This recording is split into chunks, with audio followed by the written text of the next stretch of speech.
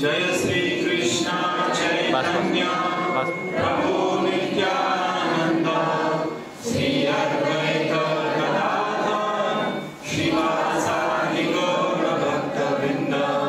हरे कृष्णा कृष्णा कृष्णा हरे हरे हरे राम राम राम हरे हरे।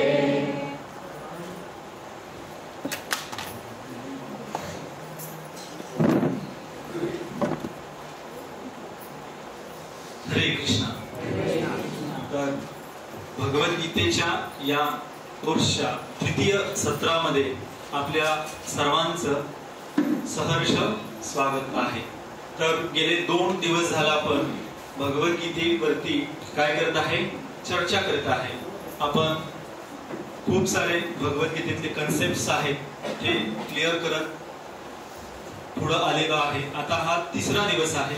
तर काल काय आपण जे पाहिलं तर ते एकदम शॉर्ट मध्ये, कारण ऑलरेडी आपण आपली 15 मिनिटं थोडं टेक्निकल इश्यूज मध्ये गेलेली आहेत। तर आपण काय करायचं, रिव्हिजन करायचं आहे। तर काल आपण काय पाहिलं बरं, पटकन हात वरती करायचं, चला येते त्यांनी। हा येस मत। हा सगळ्यात पहिल्यांदा आपण काय पाहिलं, भगवान श्रीकृष्ण आणि इतर देवी देवता यांच्यामध्ये काय फरक आहे, मग त्यांच्यामध्ये कशा पद्धतीने फरक आहे, त्याच्या पूजेमध्ये कसा फरक आहे हे आपण पाहिलं। ठीक आहे। तर देवी देवता याच्यामध्ये काय पाहिलं आपण, देवी देवता किती आहेत, अनेक आहेत, आणि भगवंत एकच आहे। त्यानंतर पूजेमध्ये आपण पाहिलं जे देवतांची पूजा करतात त्यांना काय म्हटलं जातं बरं, इकडं प्रभुजींमध्ये कोण काय म्हणतात, काय म्हणतात, जे देवतांची पूजा करतात त्यांना काय म्हटलं जातं, अल्पबुद्धी असं म्हटलं जातं, आणि जे भगवंतांची पूजा करतात त्यांना काय म्हटलं जातं, विद्वान किंवा बुद्धिमान म्हटलं जातं। तर असं आपण जसं भगवंत काय आहेत, शाश्वत आहेत, देवी देवता काय आहेत, अस्थिर आहेत। देवी देवतांना काय आहे, जन्म मृत्यू जरा व्याधी या ज्या गोष्टी आहेत त्या लागू होतात, पण भगवंत काय आहेत, शाश्वत आहेत, सच्चिदानंदमय आनंदमय विग्रह आहेत, हे आपण पाहिलं। त्यानंतर आपण दुसरा विषय बघितला होता काल, कोणता, कोणता, मी कोण आहे किंवा आपण कोण आहोत। तर कोण आहोत आपण, आपण कोण आहोत, आत्मा आहोत। तर त्याचे आपण वेगवेगळे काय केले, दाखले पाहिलेले आहेत। त्यामध्ये आपण एक व्यवहारिक उदाहरण पाहिलं होतं, कोणतं होतं ते आठवते की, आपण आत्मा, आपण शरीर नसून आत्मा आहे हे समजून घेण्यासाठी आपण उदाहरण दिलं होतं। अगदी व्यवहारातलं उदाहरण आहे, सर्वांनाही ते माहित आहे। कोण सांगू शकतं, हा श्रीदेवी आपण तिथे तर दाखवलेलं होतं की अगोदर किती सुंदर दिसत होती आणि पुन्हा तेच शरीर होतं, आणि काय मृत्यू झाल्यानंतर आपल्याला ते तिरस्करणीय वाटत होतं। पण एक आपण 3 पद्धतीनं, म्हणजे पहिला आपण एक व्यवहारिक उदाहरण पाहिलं होतं, जसं की एखाद्या घरामध्ये कुणाचा तरी मृत्यू झाला तर आपण काय म्हणतो, हा खूप चांगला होता, गेला बिचारा, हो ना। पण ज्याच्या सोबत आपण आयुष्यभर राहिलेला असतो तो तर काय असतो, तिथंच असतो, मग गेला कोण, आत्मा। ओके। त्यानंतर आपण काही वैज्ञानिक संशोधन पाहिली की कसं ज्यावेळेला एखाद्या असं अमेरिकेमधल्या एका व्यक्तीचं ऑपरेशन करतानाचा अनुभव होता की ज्यावेळेला डॉक्टर ऑपरेशन करत होते आणि ऑपरेशन करून झाल्यानंतर त्यांनी त्यांचं ऑपरेशन होताना काय घडलं होतं ते आहे असं सांगितलं। तर त्याला त्याचं कारण विचारलं, त्यानं काय सांगितलं की ज्या वेळेला माझं ऑपरेशन चालू होतं त्यावेळेला मी काय होतो, माझ्या शरीरातून बाहेर आणि मी ते पाहत होतो। तर त्याच्या पुढे जाऊन आपण काय पाहिलं की पुनर्जन्माबद्दलचे पाहिले। त्याच्यामध्ये पहिलं उदाहरण कोणतं पाहिलं होतं, इयान, डॉक्टर इयान म्हणून शास्त्रज्ञ होते, त्यांच्या ज्या काही केस स्टडीज आहेत त्या पाहिल्या होत्या। त्याच्यामध्ये पहिलं काय होतं, फोबिया, म्हणजे एखादा व्यक्ती मरताना कशामुळे मरलेला आहे तो ऍक्सिडेंट होऊन त्याचा मृत्यू झाला किंवा पाण्यामध्ये डुबून त्याचा मृत्यू झाला, तर पुढच्या जन्मामध्ये त्याला त्या गोष्टीबद्दल काय वाटत असते? भीती वाटत असते, पाण्याची भीती वाटणार. अपघात जर झाला असेल तर त्याला गाड्या वगैरे याची भीती वाटणार, किंवा कुणाचा जर चाकू हे करून जर खून झाला असेल, चाकून हत्यारानं जर खून झाला असेल तर त्याला काय ना हत्यारांबद्दल भीती वाटणार. आणि त्यानंतर पुढे जाऊन आपण एका मुलाचं उदाहरण पाहिलेलं होतं की तो पहिल्या जन्मी काय होता? पायलट होता, विमान चालवत होता, आणि त्याच्याबद्दल काही अपघात झाला, आणि छोटा असताना तो लहानपणापासूनच काय त्याला कसे छंद होते? विमान. तो गेम्स वगैरे खेळताना कसे करायचा? त्या विमानासोबतच खेळायचा, आणि एकदम त्याला असं काय व्हायचे की त्याचे दौरे आल्यासारखं व्हायचं की तो विमानामध्ये बसलेला आहे, चालवत आहे. तो आपण व्हिडिओ पाहिला ना, तर त्याच्यावरून काय सिद्ध झालं की पुनर्जन्म हे एक आत्म्याचं अस्तित्व जाणण्याचं एक अतिशय उत्तम काय आहे? प्रमाण आहे. आणि हे सर्व पाहिल्यानंतर सगळ्यांच्याच जीवनामध्ये येणारा एक प्रश्न आहे, सगळ्यांचाच असतो, त्याच्याबद्दल आपण काय केली? चर्चा केली. काय असतो बरं तो प्रश्न? कोण सांगेल? तिसरा पॉइंट होता आपला कालचा. मी एवढं चांगलं वागून सुद्धा माझ्या बाबतीत वाईटच का? चांगल्या लोकांच्या जीवनात वाईट गोष्टी का घडतात, हे आपण काय केलं पाहिजे. तर का घडतात चांगल्या लोकांच्या जीवनामध्ये वाईट गोष्टी? कोण सांगेल? इकडं माताजी मध्ये पाठीमाग. येस माता. मागील जन्मातले काही कर्म आपले मागील जन्मात काही चुका झाल्या असतील तर त्या पुढच्या जन्मात आपल्याला थोड्याफार त्याचं, जर आपल्या पूर्वजन्माची काही असतात, काही फळ असतात जे आपण आताच्या जीवनामध्ये काय करत असतो? भोगत असतो. ठीक आहे, हे एक झालं. आणखी आपण काही कर्माचे प्रकार पाहिले होते का? आठवते? किती प्रकार होते बरं कर्माचे? 3 प्रकार होते. जनरली सगळ्यांना माहित असणारे आपण अगोदर पाहिले. ते कोणते? एक चांगलं कर्म आणि दुसरं वाईट कर्म. त्यालाच आपण काय म्हणतो? पाप आणि पुण्य. चांगलं कर्म म्हणजे पुण्य, वाईट कर्म म्हणजे पाप. आणि त्याला पुन्हा आणखी एक आपण नाव दिलं होतं, पुण्यकर्म म्हणजे काय? शास्त्रामध्ये जे सांगितलेलं आहे, शास्त्रानुसार केलेले ते पुण्यकर्म, शास्त्राला धरून असलेलं. आणि शास्त्राविरुद्ध कार्य जे करतो ते पाप. आणि पुन्हा आपण पुढे गेल्यानंतर भगवद्गीतेनुसार 3 कर्माचे प्रकार पाहिले होते. कोणकोणते? एक एक सांगायचं, एक एक सांगायचं, एकेकानं एक एक सांगायचं, एक एक सगळ्यांनी नाही सांगायचं. ओके, 3 प्रकार आहेत: कर्म, अकर्म आणि विकर्म. त्याच्यामध्ये कर्म म्हणजे काय? पुण्यकर्म. कर्म म्हणजे पुण्यकर्म, आणि विकर्म म्हणजे पापकर्म, आणि अकर्म म्हणजे काय? भगवंतांच्या इच्छेनुसार जे आपण कर्म करतो त्याला काय म्हटलं जातं? अकर्म असं म्हटलं जातं. मग भगवंतांची काय इच्छा आहे ते भगवंतांनी कुठं सांगितलंय? भगवद्गीतेमध्ये सांगितलंय, श्रीमद भागवतम मध्ये सांगितले, शास्त्रांमध्ये सांगितलेलं आहे. मग आपण हे न सांगता काय करतो? काही अधार्मिक कृत्ये करतो. त्याच्यामध्ये 4 प्रकारची कृत्य सांगितली होती. कोणकोणती? पहिला मांसाहार, दुसरं व्याभिचार, तिसरा नशापान, चौथा जुगार. आता हे 4 गोष्टी केल्यामुळं काय होत होतं? काहीतरी नष्ट होत होतं. आपण पाहिलं ना, जसं की मांसाहार केल्यानं काय होतं बरं? दयाभाव नष्ट होतो. इतर जीवांप्रती आपल्यामध्ये काय दया राहत नाही. आणि व्यभिचार केल्यानंतर पावित्र्य नष्ट होतं. Okay, nice. त्यानंतर तिसरं नशापान केल्यानंतर काय होतं? आपली तपस्या भंग होते. आणि चौथं जुगार केल्यामुळं सत्यता नष्ट होते. तर हे आपण सर्व कालच्या याच्यामध्ये पाहिलं. काल हे पाहताना फार वेळ झाला. कालच्याच भागातला एक छोटासा विषय आहे तो राहिलेला आहे, तो आपण आज कव्हर करू. तो म्हणजे कोणता? काळ आणि प्रकृती. भगवद्गीतेचे मुख्य जे 5 विषय आहेत ते आपण पाहिलेले होते, हो ना? तर त्याच्यामधले 3 विषय तर आपण पाहिलेले आहेत.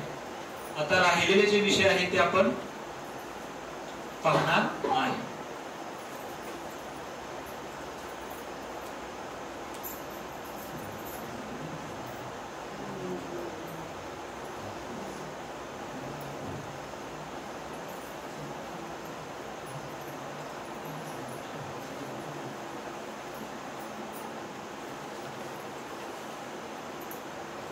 हरे कृष्णा कृष्णा कृष्णा हरे हरे, हरे राम राम राम हरे हरे.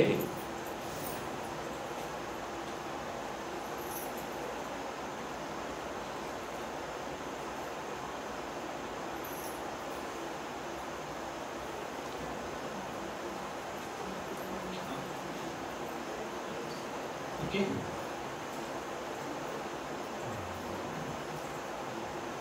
तर हे 5 भगवद्गीतेमधले विषय आहेत. पहिला आहे ईश्वर म्हणजे भगवंत, दुसरा आहे जीव म्हणजे आपण सर्व, तिसरं प्रकृती, चौथं काळ आणि 5वं कर्म. ह्या 5 विषयांपैकी 4 जे विषय आहेत हे कसे आहेत?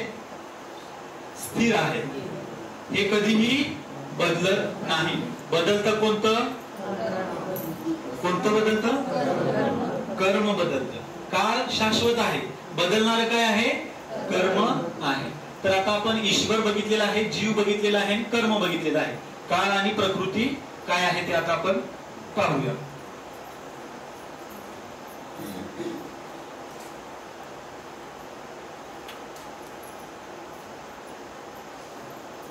तर पहा, प्रकृती ही जी प्रकृती आहे ही भगवंतांचीच काय आहे? एक शक्ती आहे. आणि या भौतिक जगाचं काय आहे? एक खोटे प्रकटीकरण म्हणून काय ही प्रकृती आपल्या समोर आणलेली जाते. परंतु ही जरी खोटी असली तरी ते वास्तविक म्हणून म्हणजे अशाश्वत आहे ही प्रकृती, तरीही तिला वास्तविक म्हणून काय केलं जातं? ग्राह्य धरलं जातं. तर भगवंत सांगतात 2 प्रकारच्या काय आहेत? प्रकृती आहेत. भगवद्गीतेमध्ये सांगतात. एक आहे कोणती? पराप्रकृती आणि दुसरी अपराप्रकृती. आता पराप्रकृती म्हणजे काय ते आपण बघूया. ह्या पराप्रकृतीमध्ये आपण जे सर्व जीव आहे या जीवांचा काय होतो? समावेश होतो. आणि अपराप्रकृतीमध्ये कशाचा समावेश होतो? तर अपराप्रकृतीमध्ये जी पृथ्वी, पाणी, अग्नी, वायू, आकाश, मन, बुद्धी आणि अहंकार ह्या ज्या गोष्टी आहेत, हे 8 विभिन्न ज्या प्राकृतिक शक्ती आहेत यांचा समावेश होतो. ह्या दोन्हीमध्ये श्रेष्ठ कोण आहे? तर जीव काय आहे? श्रेष्ठ आहे. पराप्रकृती ही काय आहे? श्रेष्ठ आहे. आणि ही प्रकृती यांचं दोघांचंही वर्णन शास्त्रामध्ये वेगवेगळ्या पद्धतीनं केलेलं आहे. तर हे भौतिक जगत म्हणजे भगवंतांच्या अनेक शक्तींपैकी एका शक्तीची काय म्हटलेलं आहे? अस्थायी अभिव्यक्ती आहे. म्हणजे ही प्रकृती नष्टही होते आणि अस्तित्वातही होते. पुन्हा पुन्हा हे काय असतं? रोटेशन सुरू असतं. ही आहेही आणि नाहीही. म्हणजे कशी आहे? अस्थायी. आपण हिला नाही असंही म्हणू शकत नाही आणि आहे असंही म्हणू शकत नाही. कारण ही प्रकृती जी आहे ही आध्यात्मिक जगाची काय आहे? छाया आहे. म्हणजे 3/4 आध्यात्मिक प्रकृती आहे आणि 1/4 काय आहे? हे भौतिक जगत किंवा भौतिक प्रकृती आहे. आणि हिला काय समजलं गेलेलं आहे? प्रकृतीला स्त्री समजलं गेलेलं आहे. जसं की एक पती आहे आणि त्याची असणारी जी पत्नी आहे त्या पत्नीचं काय कर्तव्य असतं? बरं, काय कर्तव्य असते एका पत्नीचं? भरपूर सारी कर्तव्य असतात, पण त्या सर्वांमधलं एक प्रमुख कर्तव्य असतं. काय असतं? सांगा ना. एवढे सर्व इथे पत्नी असतीलच कोणी ना कोणी. आपल्या पतीबद्दल काय तुमचं कर्तव्य आहे? हा, येस. पतीची काय केली पाहिजे? सेवा केली पाहिजे. त्याच्यामध्ये पुन्हा आलं आज्ञापालन केली पाहिजे. त्याला आणि परत जेवायला खायला त्यावेळेस. पण सगळ्यात महत्वाचं काय? पतीची सेवा केली पाहिजे पत्नीनं. त्याच पद्धतीनं ही प्रकृती आहे ही एक स्त्री आहे. आणि ह्या प्रकृतीमध्ये असणारे सर्व जे घटक आहेत, आपल्या सहित जीव आणि इतर सर्व जे घटक आहेत, आणि भगवंत कोण आहेत? या प्रकृतीचे पती आहेत. आणि ह्या प्रकृतीनं म्हणजे आपण सर्व जीवांनी काय करायचे आहे? भगवंतांची काय करायची आहे? सेवा करायची आहे. पण आपण करतो का? नाही. आपण इतरत्र बाकी सर्व गोष्टींची सेवा करतो. आपले बाकीचे आप्त स्वकीय वगैरे आहेत, वर्णाश्रम किंवा धर्म म्हणून त्यांची सेवा तर केलीच पाहिजे. पण कोणी पत्नी असेल तिच्या पतीची सेवा, तथाकथित जो पती आहे त्यांची सेवा करत असेल, कोणी भावाची सेवा करत असेल, कोणी समाजाची, कोणी राष्ट्राची, कोणी देशाची, अगदी विदेशामध्ये गेला तर कोणीही नसलं प्रेम करायला तर काय करतात ते कुत्री आणि मांजरं पाळतात आणि त्यांची सेवा करतात. हा जो सेवा करण्याचा मूळ जो स्वभाव आहे हा कुठून आलेला आहे? आपल्या मुळामध्येच आहे. का तर आपण भगवंतांचे काय आहे? नित्य सेवक आहे. तर ह्या प्रकृतीनं काय केलं पाहिजे? भगवंतांची ही काय आहे? सेविका आहे. भगवंतांची काय केली पाहिजे? सेवा. जशी एखादी पत्नी आपल्या पतीची सेवा करते त्या पद्धतीने. त्यामुळे ह्या प्रकृतीवरती संपूर्ण नियंत्रण कोणाचं असतं? भगवंतांचं असतं. भगवद्गीतेमध्ये सांगतात की मयाध्यक्षेन प्रकृती सूयते स चराचरम. म्हणजे ही जी प्रकृती आहे हे संपूर्ण चराचर जेवढी दिसणारी प्रकृती आहे ही काय आहे? माझ्या नियंत्रणाखाली आहे, माझ्या अध्यक्षतेखाली काय करते? कार्य करत आहे. तर ही प्रकृती. लक्षात आलं? प्रकृती म्हणजे काय? दोन प्रकारच्या प्रकृती असतात. एक आहे आध्यात्मिक प्रकृती, दुसरी आहे भौतिक प्रकृती. ठीक आहे. आणि ही भौतिक प्रकृती आध्यात्मिक प्रकृतीचं काय आहे? प्रतिबिंब आहे. प्रतिबिंब लक्षात आलं ना? छाया आहे. आणि भौतिक प्रकृतीमध्ये पुन्हा पराप्रकृती आणि अपराप्रकृती. याच्यामध्ये जीव आहेत. हे सर्व जीव कशामध्ये येतात? पराप्रकृतीमध्ये. आणि जे इतर जे पंचमहाभूत वगैरे आहेत हे अपराप्रकृतीमध्ये येतात. आणि हे सर्वजण मिळून काय की ह्यांचा काय धर्म आहे? यांनी सर्वांनी मिळून भगवंतांची सेवा करायला पाहिजे. ठीक आहे. प्रकृतीमध्ये कोणाचं काय शंका आहे?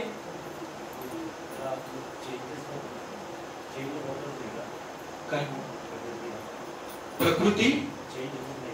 हा, प्रकृती चेंज ज्या वेळेला प्रलय होतो, रिफॉर्मेशन होतं, त्यावेळेला ह्या प्रकृतीमध्ये काही इंटरनल चेंजेस होतात. पण जे प्रकृतीचं मुख्य जे रूप आहे किंवा तिचं जे आकारमान आहे, आध्यात्मिक प्रकृतीची जी आहे ती किती आहे? 3/3 आहे, 3/4 आहे. त्याचा एक भाग म्हणजे हे काय आहे? भौतिक प्रकृती आहे. आकारमान तेच राहतं.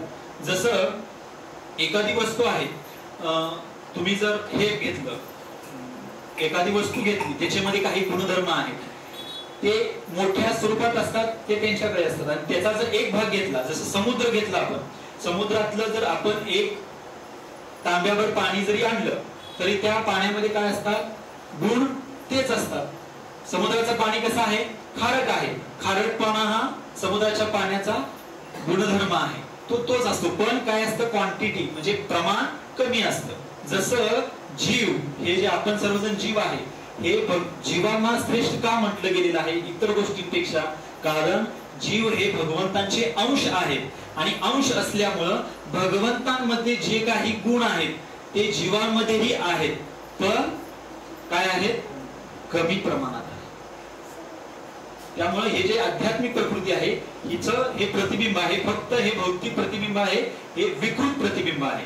आणि हे विकृत होण्याचं कारण या प्रकृतीमध्ये असणारे सर्व जीव 3 गुणांच्या प्रभावाखाली असतात. आपण काल पाहिलं, सत्वगुण, रजोगुण आणि तमोगुण. या 3 गुणांच्या प्रभावाखाली असल्यामुळं हे थोडं विकृत कार्य करतात किंवा भगवंतांना विसरतात. आपलं मूळ स्वरूप काय आहे हे विसरून कार्य करत असतात.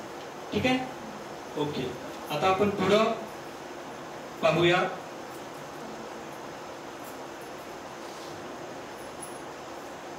काळ. तर भगवंत भगवद्गीतेमध्ये म्हणतात अहं कालोस्मी. ज्यावेळेला अर्जुनाला भगवंतांनी विश्वरूप दाखवलेलं असतं, त्यावेळेला अर्जुन भगवंतांचं विश्वरूप पाहतो आणि भगवंतांना म्हणतो, भगवंता हे काय आहे? हे मी काय पाहत आहे? एवढं सर्व, एवढे मुख आहेत, प्रत्येक मुखातून वेगवेगळ्या कोणी मरत आहे, कोणी त्याच्यामध्ये आतमध्ये जात आहे, बाहेर. हे सर्व पाहून अर्जुन काय होतो? घाबरतो. आणि भगवंतांना म्हणतो काय? भगवंत काय सांगतात? मी काय आहे? काळ. साक्षात काळ म्हणजे कोण आहे? मी आहे. आणि या काळ रूपानं मी सर्व लोकांचं काय करतो? सर्व जीवांचं हरण करतो. काय करतो? सर्व जीवांचं हरण करतो. म्हणजे काळ साक्षात कोण आहे? भगवान श्रीकृष्ण आहे. जसं आपण एखादं घर बांधतो आता प्रभूजींनी हे नवीनच घर बांधलेलं आहे. ज्या वेळेला हे घर बांधतो नवीन असताना ते अतिशय चांगल्या स्थितीत असतं, पण जसं जसं जसं हे जुनं होत जातं तसं तसं काय होतं, याचं आयुर्मान घटत जातं.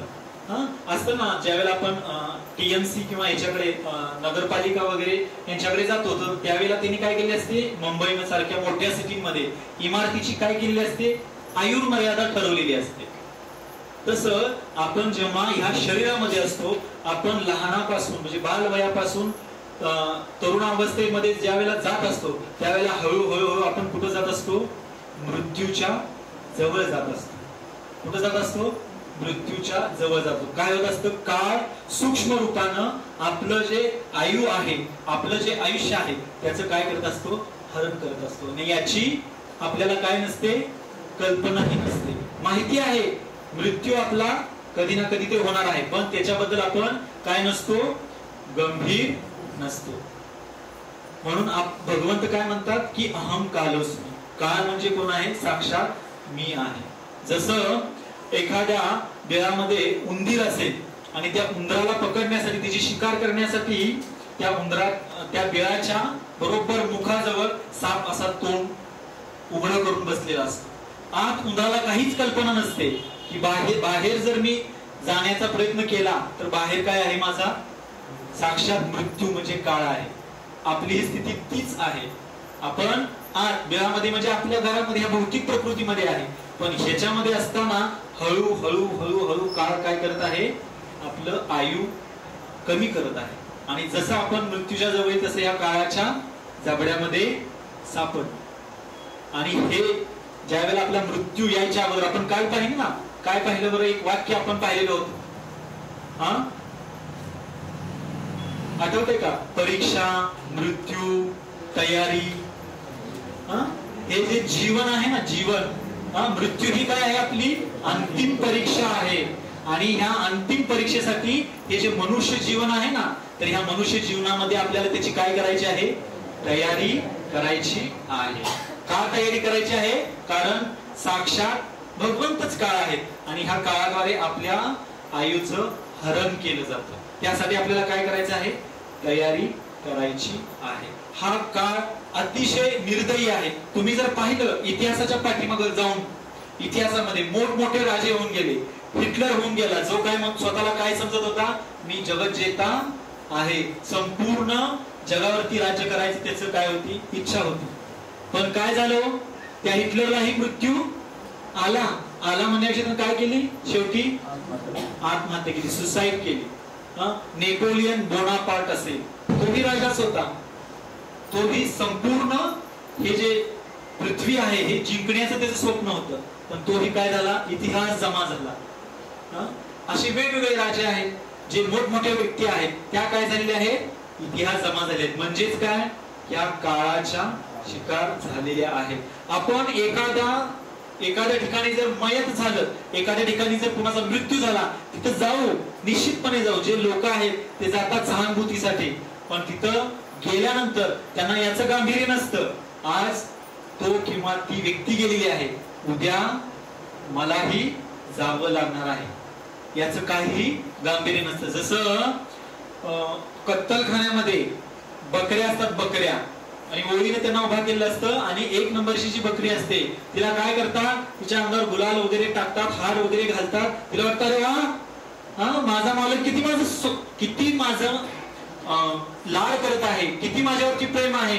अगदी वाजवत कुठे घेऊन जातात, कत्तलखान्यामध्ये जातात. अगदी तिथपर्यंत गेल्यानंतर आता त्याचं मुंडकं कापणार आहे, ह्या स्थितीपर्यंत गेल्यानंतरही तो भ्रमातच असतो. पण काय होतो, या भ्रमात असताना काय होतो, तो चाकू आहे काय त्याच्या मानगुडीवरती पडतो, त्याचं मुंडकं धडा वेगळं होतं इतकं. आणि बाहेर असणारा काय विचार करतो, हा पाहतोय आतमध्ये माझ्या समोरच्या याचं काय झालेलं आहे, पण तरीही तो कसा असतो, त्याचा झालेला आहे. माझ्या बाबतीत असं होणार नाही, तो चाराखान्यामध्ये गुंतलेला असतो. याला काय म्हणतात, स्पष्ट भाषेत मूर्खपणा म्हणतात. सुशिक्षित मूर्ख म्हणायचं, कारण समोर जर आपला मृत्यू दिसत आहे आणि मृत्यू पासून या जन्म मृत्यूच्या चक्रातून सुटायचं असेल तर काय करायचंय, भगवंतांनी लिहून दिलेला असून जो वाचणार आहे तो स्वतः सांगतोय this is the process you have to follow. तुम्ही ही पद्धत काय करा, याचं पालन करा. तुम्ही निश्चित याच्यातून बाहेर, आपल्याला काहीही त्याचं गांभीर्य नसतं. म्हणून हा जो काळ आहे ना इतका दुर्दैवी आहे की तुम्हाला हा आयुष्यभर जिंकू देतो. जी काही तुमची स्वप्न आहेत, प्रत्येकाचं काहीतरी स्वप्न असतं. मला काहीतरी मोठा शासकीय अधिकारी बनायचा आहे, कुणाला राजकारणामध्ये सर्वोत्कृष्ट उत्तम व्यक्तिमत्व बनायचं असेल, कुणाला समाजसेवा करायची असते. ह्या सगळ्या ज्या त्यांच्या गोष्टी असतात ती जिंकण्यासाठी ते काय असतात, इच्छुक असतात. आणि हा काळ काय करतो, ह्या सगळ्या गोष्टी जिंकण्यासाठी पूर्ण आयुष्यभर जिंकू देतो. आणि ज्या वेळेला मृत्यू होतो ना, मृत्यूच्या रूपानं हे सर्व काय करतो, हरण करून देतो. मृत्यू पश्चात 10 बाय 12 इंचाच्या फोटोमध्ये भिंतीला लटकवलं जातं. 3 वर्ष म्हणजे जास्त झालं तर 2-3 वर्ष तुमची पूजा वगैरे केली जाईल, जो कोणी महान असेल तर. त्यानंतर पूर्ण लोक आपल्याला विसरून जाणार. आताच्या युगामध्येही लोक काय करतात, बर्थडे, हॅपी बर्थडे करायचे खूप ट्रेंड आहे. खरं तर हा वाढदिवस साजरा करणं हा आपल्या आयुष्यातला सुखाचा तर आहेच, पण सुखापेक्षा जास्त दुःखाचा काय आहे, क्षण आहे. कारण का तर 1 वर्षानं आपण मृत्यूच्या जवळ गेलेलो आहे. आपल्याला जसजसं प्रत्येक आपल्या वाढदिवसाला आपण काय झालं पाहिजे, गंभीर बनलं पाहिजे. कशासाठी, भगवंतांची प्राप्ती करण्यासाठी. तर असा हा काळ आहे, सर्व काही आपलं हिरावून घेणारा आहे. लक्षात आलं, काळ म्हणजे काय समजलं, याच्याबद्दल कुणाचं काही शंका आहे? ठीक आहे. तर आपण पुढं आज बघणार आहोत आजच्या याच्यामध्ये की योग, योग कोणकोणत्या प्रकारचे आहेत हे आपण पाहणार आहोत. तर याच्यामध्ये योग या शब्दाचा अर्थ काय आहे हे सगळ्यात पहिल्यांदा आपण पाहूया. तर योग या शब्दामध्ये, हा शब्दाची उत्पत्ती जी झालेली आहे ही युज या संस्कृत धातूपासून झालेली आहे. युज म्हणजे काय, जोडणे. युज म्हणजे काय, जोडणे. तर योग या शब्दाचा अर्थ असा होतो की भगवंतांशी आपलं जे काही विस्मरण झालेलं आहे, आपला जो संबंध आपण विसरलेलो आहे, त्या संबंधाला काय करणे, पुन्हा पुनर्स्थापित करणे, पुन्हा जोडणे म्हणजे योग. तर आजकाल जगामध्ये ह्या योगाबद्दल अनेक साऱ्या काय आहेत, चुकीच्या संकल्पना आहेत. की योग याला म्हणायचं, जसं की शारीरिक कसरतींनाही योग म्हटलं जातं. प्राणायाम वगैरे आहे, त्याचंही महत्व आहे आपलं आरोग्य सुदृढ ठेवण्यासाठी. पण हे आहेच, ह्या काय आहेत, साईडच्या गोष्टी आहेत, बाय साईड. पण मुख्य गोष्ट काय आहे, भगवंतांची आपलं कनेक्शन किंवा आपला संबंध प्रस्थापित करणं. काही लोक म्हणतात की फक्त योग म्हणजे काय आहे, केवळ शारीरिक व्यायाम, आपलं शरीर सुदृढ ठेवण्यासाठी योगा केला जातो. त्यानंतर काही जण म्हणतात की हा जो योग आहे तो वेगवेगळ्या सिद्धी प्राप्त करण्यासाठी केला जातो. काही काही लोक जो योग करून, ध्यान योग, अष्टांग योग करून काय करतात, सिद्धी प्राप्त करतात. आणि काही वेळेला असं होतं की तपस्या करून, योगाद्वारे तपस्या करून काय करणे, आपलं शरीर पूर्ण काय करणे, कृश बनवणे, एकदम सडपातळ बनणे. अशाही काही चुकीच्या संकल्पना योग या शब्दाबद्दल आहेत. तर योग म्हणजे काय आहे, भगवंतांशी असलेला आपला पुन्हा संबंध जो आहे, विस्मरित झालेला जो संबंध आहे तो पुन्हा स्थापन करणे म्हणजे काय आहे, योग आहे. तर हा योगाचा खरा वास्तविक अर्थ आहे. तर या जगामध्ये 2 प्रकारचे काय आहेत, मनुष्य आहेत किंवा मनुष्याचे 2 वर्ग समजले जातात. साधं सरळ आपण सोप्या भाषेत समजून घ्यायचं म्हटलं तर जे नियमांचे पालन करणारे आहेत हा एक वर्ग, आणि जे नियमांचे पालन करत नाही तो एक वर्ग. तर जे नियमांचे पालन करतात त्याच्यामध्ये कर्मी आले, ज्ञानी आले, योगी आले आणि भक्त आले, आणि पुन्हा कर्मींमध्ये दोन आहेत, सकाम कर्मी आणि निष्काम कर्मी. सकाम कर्मी जे असतात ते जे काही कर्म करत असतात ते काहीतरी इच्छा ठेवून काय करत असतात, कर्म करत असतात. त्या कर्म करण्याच्या पाठीमागे त्यांचा काहीतरी काय असतो, उद्देश असतो आणि त्या उद्देशाच्या प्राप्तीसाठी ते हे कर्म करत असतात. आणि जे निष्काम कर्मी भक्त आहेत, निष्काम कर्मी जे लोक आहेत ते फक्त असं समजतात की हा धर्म वगैरे काहीही नसतो, हे फक्त काय आहे, मनुष्याला भीती दाखवण्यासाठी आहे. काय आहे धर्म म्हणजे काय, मनुष्याला भीती. काही जण म्हणतात ना की परीक्षेमध्ये जर आपण एखादा जर चांगले मार्क्स मिळवायचे असतील काय करतात, सारखं देवाची पूजा करणार, हे करणार. मुलं याला परीक्षेमध्ये नापास व्हायचं, फेल व्हायचं भीती आहे म्हणून हा काय करत आहे, देवाची पूजा करत आहे. असं आम्ही लहानपणी आम्हाला एक असं मराठीमध्ये एक म्हण होती, म्हणायचे की देवा मला पास कर. मग देव काय म्हणणार, अरे मूर्खा अभ्यास कर. तर असं म्हटलं जायचं की सरळ आहे, अभ्यास केला तर आपण पास होणार. ही आपली काय आहे, अंतिम परीक्षा साठी जर आपण जीवनभर अभ्यास केला तर आपण पास होणार. पास होणं म्हणजे कुठं जाणं आहे आपल्यासाठी, भगवंतांच्या धामामध्ये जाणं आहे. त्यानंतर आता आणखीन काही गोष्टी असतात की जसं कर्म करताना हे जे सकाम कर्मी असतात काही इच्छा ठेवून कर्म करत असतात आणि त्या फळाची इच्छा ठेवून ते काहीतरी प्राप्त करण्याचा प्रयत्न करत असतात. आता या नियम पालन करणाऱ्यांमध्ये सकाम कर्मींचं थोडस उल्लेख येतो, कारण ते शास्त्रांचं पालन करत असतात. शास्त्रामध्ये जे काही सांगितलेलं आहे, कारण शास्त्रामध्ये भगवंत ही गीतेमध्ये काय सांगतात, कर्मयोग सांगतात. ते शास्त्रांचं पालनही करत असतात. त्याचबरोबर भविष्यामध्ये जर त्यांना सुखप्राप्ती करून घ्यायची असेल तर ते काय करतात, वेगवेगळ्या आध्यात्मिक कार्यासाठी किंवा चांगल्या कार्यासाठी दान देतात, काही उपवास किंवा व्रत वैकल्य करून तपस्या करतात. या सर्व गोष्टी ते करत असतात. पण हे सर्व जरी करत असताना ज्या त्यांच्या जीवनातल्या वास्तविक समस्या आहेत, कोणत्या वास्तविक समस्या, जन्म मृत्यू जरा आणि व्याधी, ह्या ज्या वास्तविक समस्या आहेत, हे सर्व जरी हे सकाम कर्मी करत असले तरी हे करून सुद्धा ते या जन्म मृत्यू जरा आणि व्याधी याच्यातून यांची सुटका होत नाही. तर याच्यातून जसं की आयुष्यभर ते कष्ट करतात सर्व काही प्राप्त करण्यासाठी, पण प्राप्त काहीही होत नाही. मग असा प्रश्न उपस्थित केला जाऊ शकतो, जर हे सर्व असेल तर भगवंतांनी ही पद्धती दिलेलीच का आहे? जर याच्याद्वारे ह्या सर्व याच्यामधून जर सुटका होणार नसेल, जन्म मृत्यू जरा व्याधी यातून, तर मग भगवंतांनी ही का पद्धत दिलेली आहे, कशासाठी दिलेली आहे?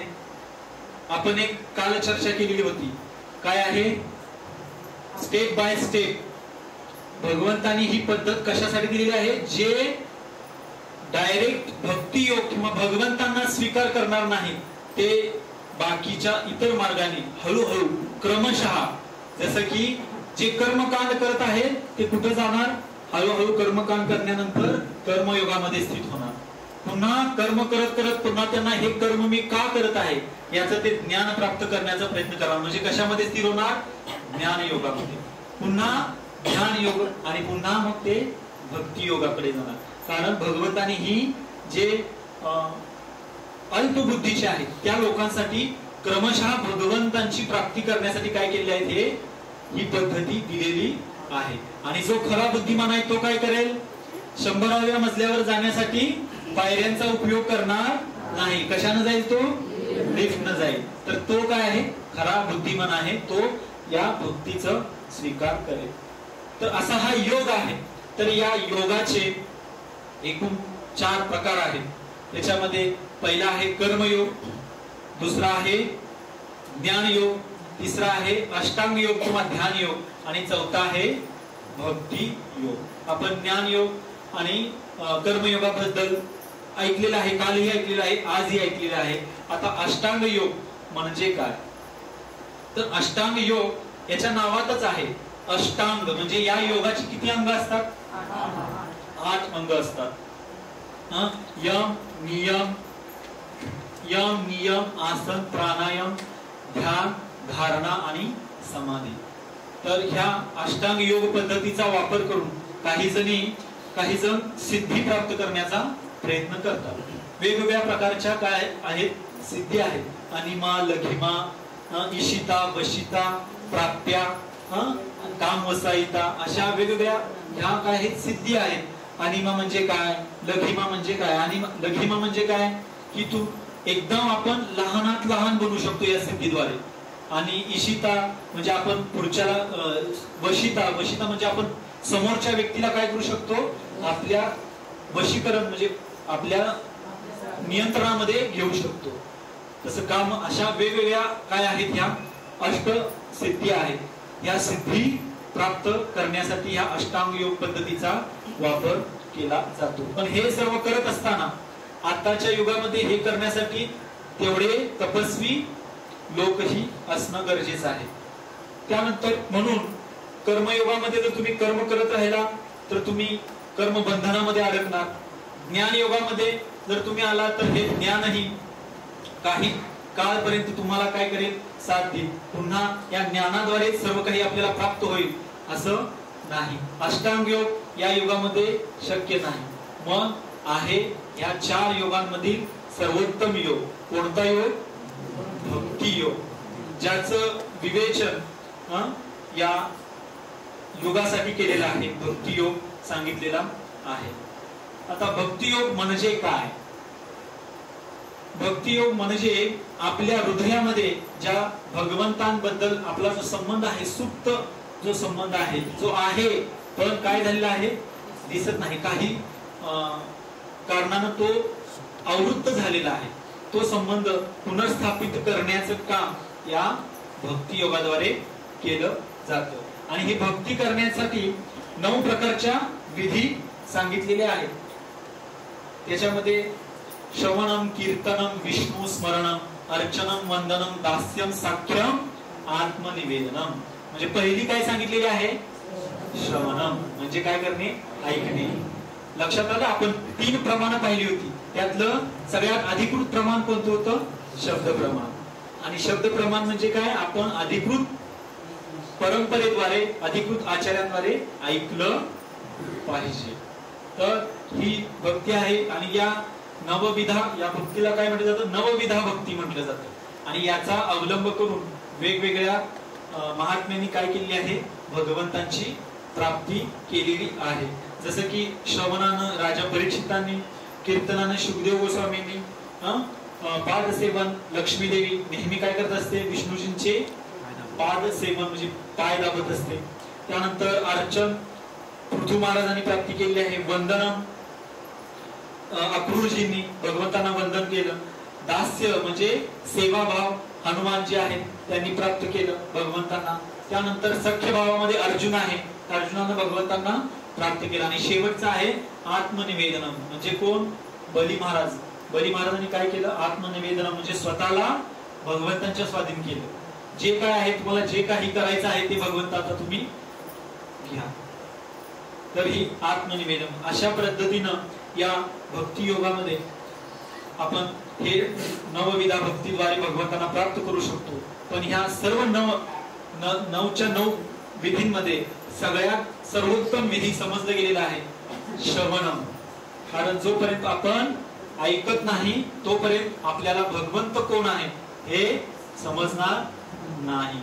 जसं की रुक्मिणीनं काय केलं? फक्त भगवंतांबद्दल, भगवंताच्या पराक्रमाबद्दल ऐकलं आणि रुक्मिणी माता काय झाली? भगवंतांबद्दल आकृष्ट झाली. भगवंतांबद्दल तिच्या मनामध्ये प्रेम निर्माण झालं. तर आपल्या मध्येही जर प्रेम भगवंतांबद्दल निर्माण करायचं असेल तर त्यासाठी सर्वोत्तम विधी काय आहे? भक्ती योगामधला श्रवण.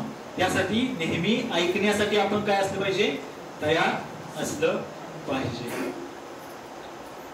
लक्षात आलं? योग आणि योगाचे प्रकार. आता त्यानंतर पुढचा विषय म्हणजे भगवद्गीतेचे. आता तुम्ही एवढं आज 3रा दिवस आहे, एवढं आपण सर्व चर्चा केलेली आहे. तर या भगवद्गीतेचं व्यवहारामध्ये आचरण कसं करायचं, व्यवहारामध्ये आचरण कसं करायचं हा एक विषय आहे.